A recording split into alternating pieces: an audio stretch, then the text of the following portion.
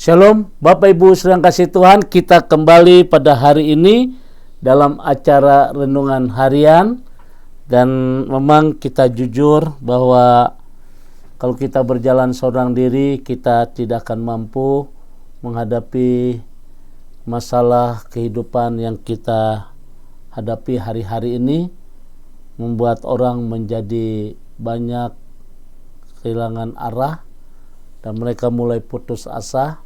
Bahkan stres ringan juga mungkin sudah ada, dan akhirnya mereka menjadi orang yang tawar hati. Oleh karena itu kita butuh Tuhan dalam hidup ini melalui kebenaran firman Tuhan. Kita percaya bahwa Tuhan sanggup melakukan sesuatu yang luar biasa. Mari kita tundukkan hati kita di hadapan Tuhan. Segala puji syukur kami naikkan kepadamu Tuhan. Dan kami percaya, sekali lagi kami yakin bahwa Tuhan tidak pernah meninggalkan kami.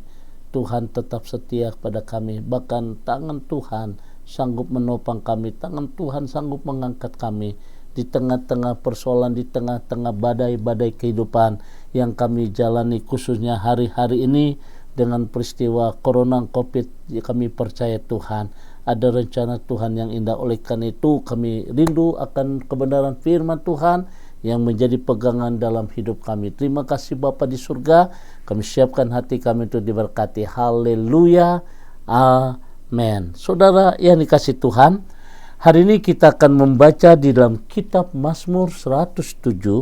Mazmur 107 ayat yang ke-29.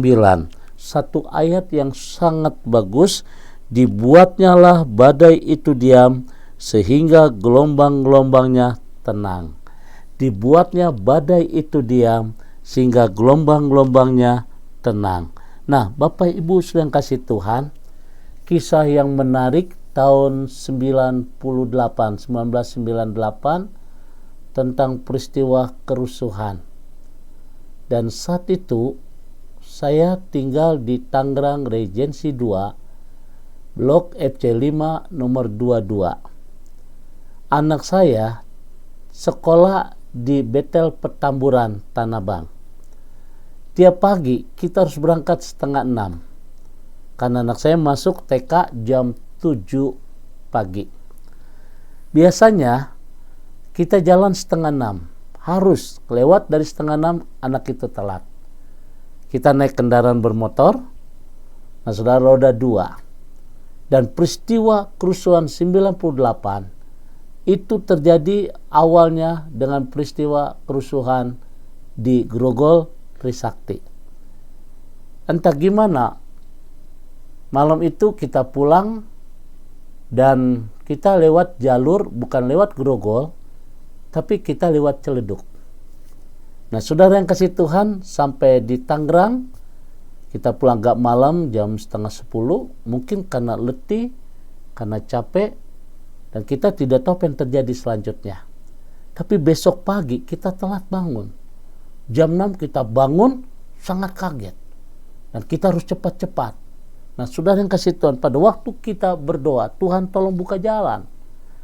Akhirnya kita jalan saudara. Anak saya nggak mandi, langsung duduk tengah di motor, kita berangkat. Dan memang benar saudara, sepi sekali. Tidak ada kendaraan. Dan Tuhan tidak izinkan saya lihat ke belakang. Nah saudara, sampai di pohon besar di daerah Cipondo, tiba-tiba saya dikagetkan dengan sebuah Mercedes-Benz sedang dibalikan dan dibakar. Dan saya melihat orangnya itu digebukin saudara. Saya berkata, gila, itu mobil bagus mami, kok dibakar? Dan Tuhan nggak izinkan saya lihat ke belakang, tapi saya diizinkan terus lihat ke depan. Dan ternyata saudara, memang benar, Tuhan tidak pernah meninggalkan kita.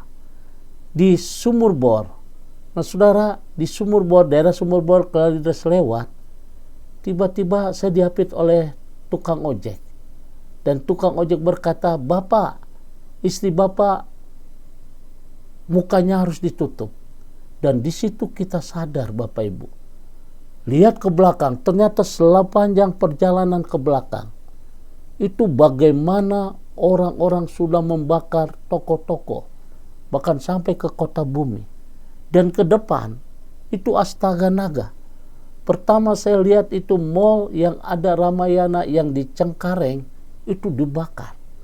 Dan akhirnya kita tundukkan hati kita, Tuhan kemana jalan? Harus ke Petamburan, kalau lewat kanan daerah Puri udah habis. Lalu kita ambil kiri dan Tuhan gak izinkan terjadi. Saya tetap ambil kanan. Dan di sepanjang ring road itu saudara, Kosambi, waduh saya lihat banyak orang di atas tapi bau udah dibakar. Dan yang jadi masalah, ini sangat rawan sekali. Kenapa saudara? Karena istri terpaksa pakai jaket saya. Lalu bagaimana anak saya Cindy? Nah saudara, kulit maminya saudara, apa boleh buat?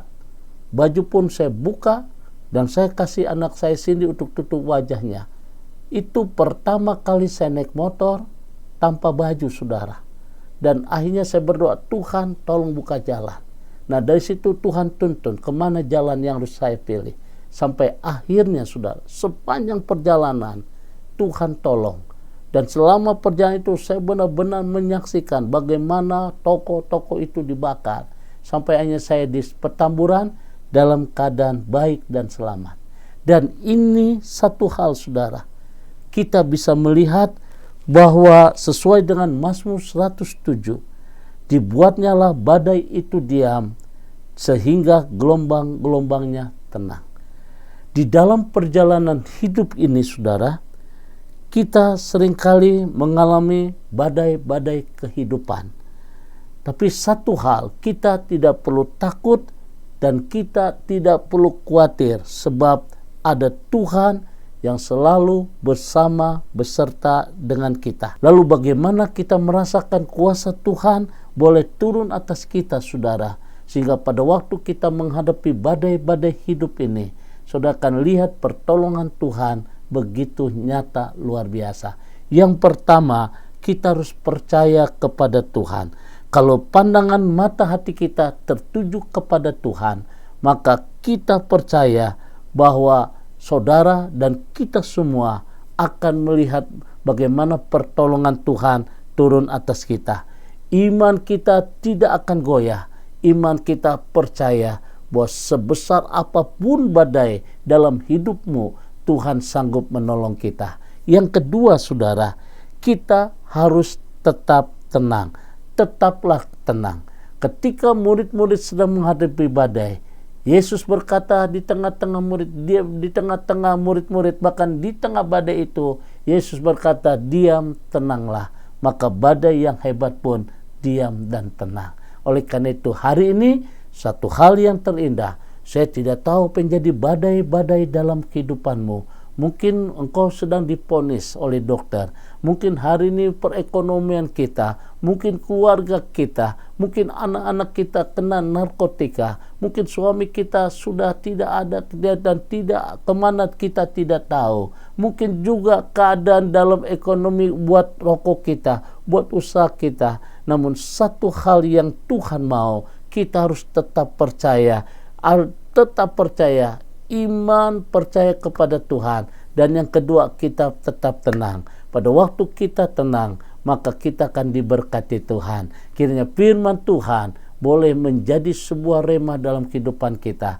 Saudara yang kasih Tuhan, peristiwa 98 itu tidak pernah saya lupakan bersama istri, bersama anak saya Cindy yang pertama saudara. Dan dia lihat, dia takut sekali. Dan saya berkata, tenang, kita akan sampai di tujuan dengan luar biasa. Kiranya firman Tuhan menjadi pegangan kita bersama hari ini. Tuhan memberkati, maju terus di dalam Tuhan. Mari kita berdoa. Bapa di dalam surga, kami percaya di dalam kami mengarungi kehidupan ini, kami tidak lepas dari sebuah badai-badai kehidupan. Hamba tidak tahu menjadi badai-badai kehidupan bagi umat-Mu Tuhan, tapi kami percaya ketika kami yakin, ketika iman kami bertumbuh, ketika kami berharap kepada Tuhan, maka di situ kami bisa melihat pertolongan Tuhan luar biasa. Kemudian dari itu ya Tuhan, kami percaya Tuhan, jadikan kami tetap tenang. Kiranya firman Tuhan menjadi pegangan bagi kami pada hari ini. Di dalam nama Tuhan Yesus. Haleluya. Amin. Nah Bapak Ibu sedang kasih Tuhan, hari ini satu hal pelajaran yang kita petik.